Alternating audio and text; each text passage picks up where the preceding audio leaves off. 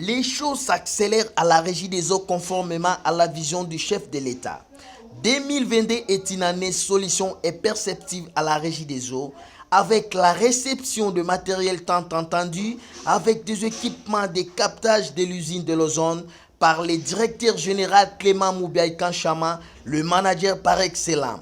Les autorités de la Régie des eaux viennent de prouver une fois encore leur détermination à assurer la matérialisation dans les actions à impact visible, la vision sociale du chef de l'État et du gouvernement qui n'est autre que le peuple d'abord. En effet, avec l'entrée imminente en service des usines de l'ozone et de l'Embaïmbou, les problèmes de la desserte en eau potable dans la ville doivent être résolus.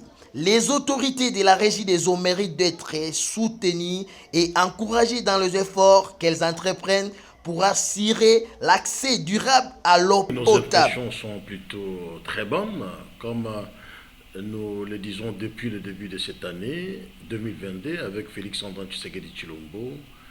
C'est l'année de meilleures perspectives, c'est l'année de solutions. 2021, nous avons travaillé d'arrache-pied sous l'impulsion du chef de l'État et du gouvernement de la République. Donc les autorités de la Régie des eaux, vous laisse dire, ont travaillé d'arrache-pied, notamment le directeur général Clément Moubiaï Kanchama. Et l'année 2022, en fait, c'est l'année des grandes perspectives au niveau de Kinshasa et même dans les provinces. Et aujourd'hui, vous-même, vous l'aviez entendu lors de son discours magistral devant le peuple réuni en Congrès, il a dénoncé les dysfonctionnements. Et nous, la Régie des eaux, nous l'avons félicité parce qu'aujourd'hui, vous voyez, les groupes motopompes qui doivent être installés au captage et à l'usine, parce que vous l'avez vu, vous voyez à travers les images que l'armature elle-même, au niveau des ouvrages, est déjà debout.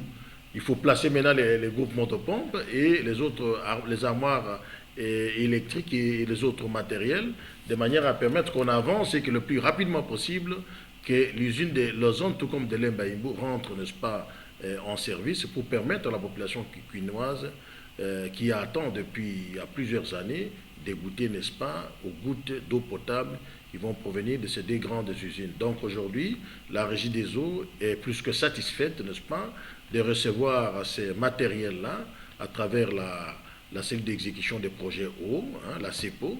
Et là, nous félicitons également les coordonnateurs Philippe Loumeka avec toute son équipe pour les efforts qu'ils ont entrepris.